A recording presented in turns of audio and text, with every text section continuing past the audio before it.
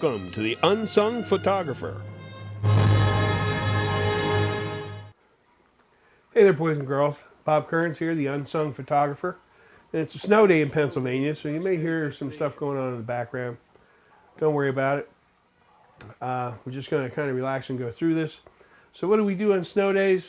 Well, it's a good chance to make some videos, so that's what we're going to do.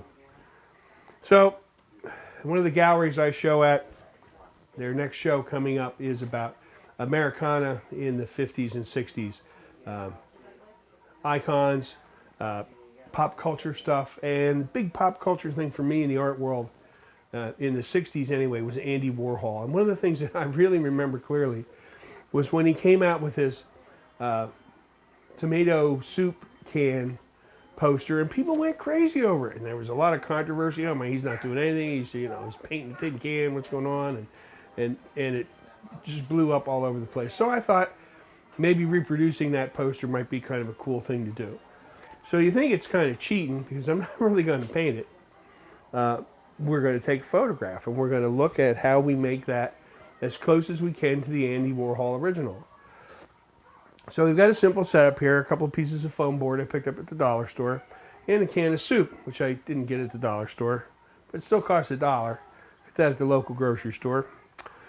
Our D800, a 100mm lens, and right now we're just using all the light that's bouncing off the snow, and it looks like a pretty flat light. So if we go down and we take a shot here, I'm going to use our live view today because I don't feel like bending down, but and you can't see this yet, but I'll show you. I'll take a picture.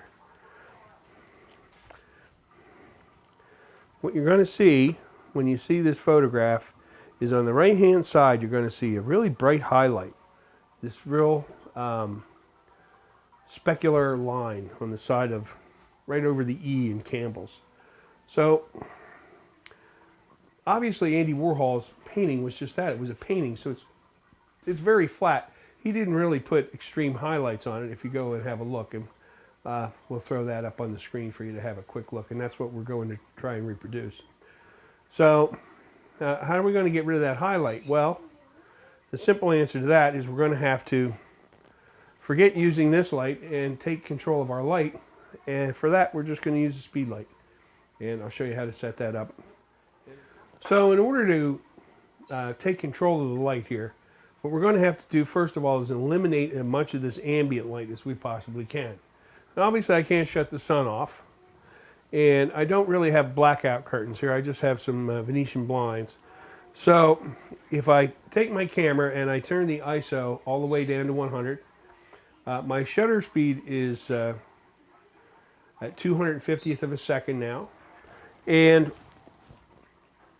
my aperture is still pretty wide open at a 3.2 because I really want to get that line in the back blurry and soft and keep the edges of the can sharp. So that gives me enough of a depth of field to do that.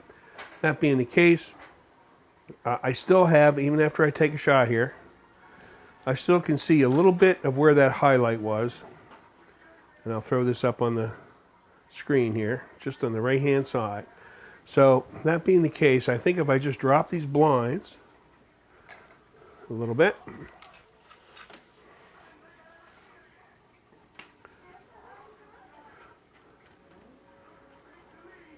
I don't even think I have to do both of them.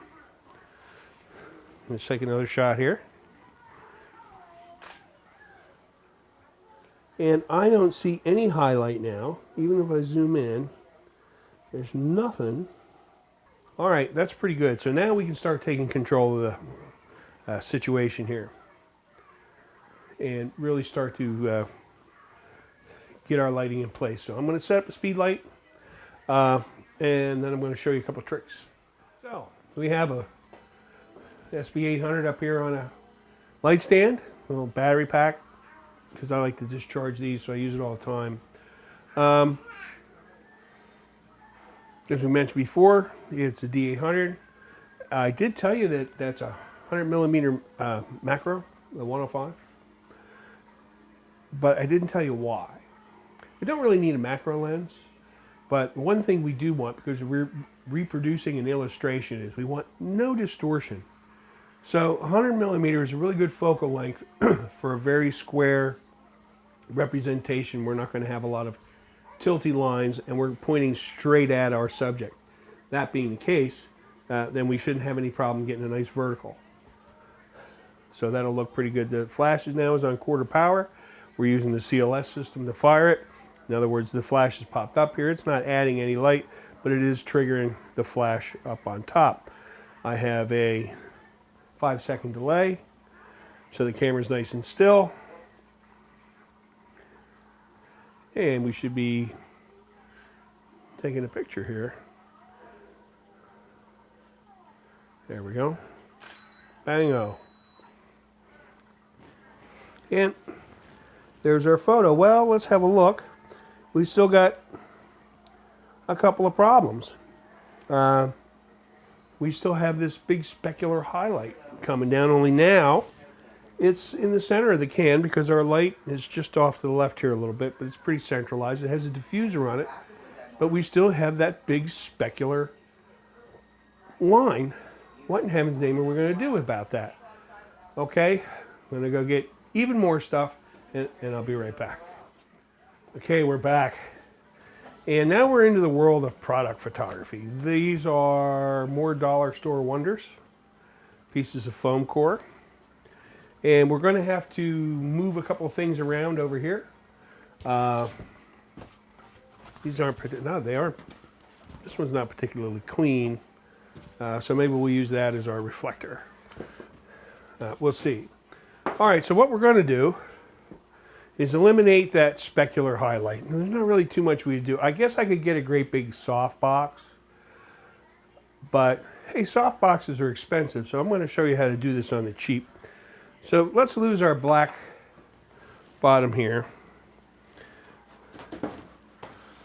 Let's go with a nice white one.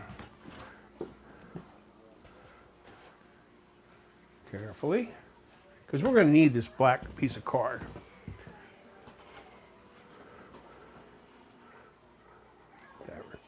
Right up there. All right. Put our can of soup back where it belongs. Let's make sure that we have it in our frame. We'll turn on our live view here. And we're a little off. And we want to turn it so it's perfectly straight.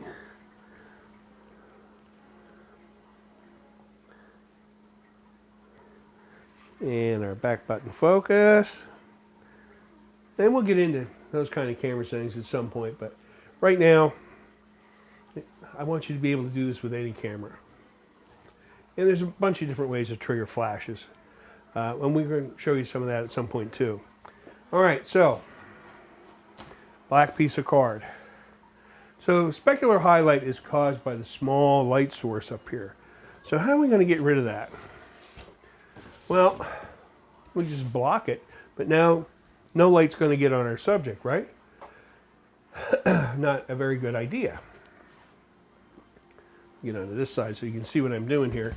If you block it, you're not going to see anything. This, obviously, the light will not be on the subject.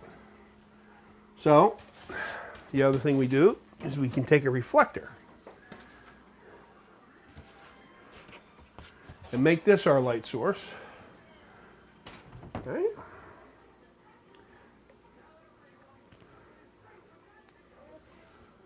Now let's see what happens. Focus. Shoot. 1001, 1002. Ba-bang.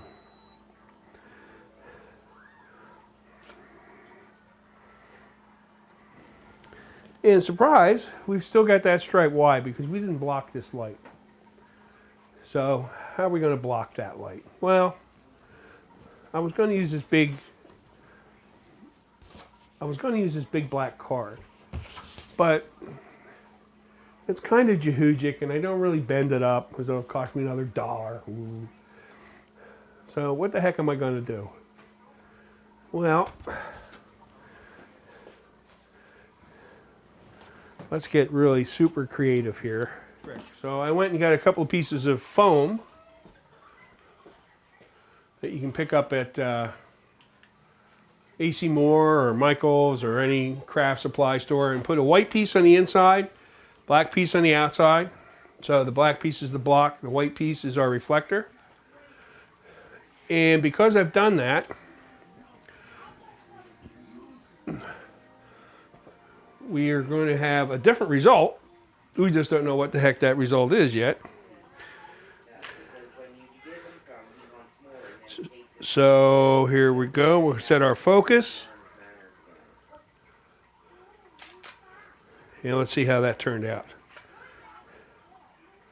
Oh, and we can't see anything. It's totally black. So our flash power is obviously kind of low. So let's up that up a bit by turning the flash on. Shh. Don't tell anybody. Focus, click. There it goes. Oh, there we go. And we don't have any of those harsh highlights anymore. They're all gone. That looks pretty good, except, well, it's not as bright as it was, so we are going to have to turn our flash power up a little bit.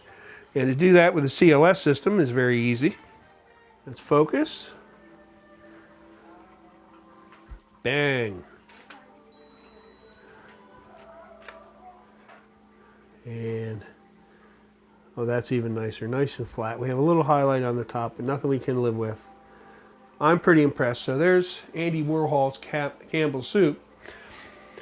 Done with one speed light. $1, $2, $3, $4. There's another $2 there. $6. So $6 worth of light modifiers. If you can do your jobs for $6, light modifiers, you're doing pretty good. That's really how a lot of commercial product photography gets done. You just sort of take that picture, have a look at your highlights and your shadows, try and get the look that you're looking for, whether it's jewelry or liquor bottles or whatever it is that they're trying to advertise. The process is pretty much the same. Today we're doing a can of soup. That just happens to be Andy Warhol's pick, not mine. So you have a good day, and we'll talk to you later. Shall we begin?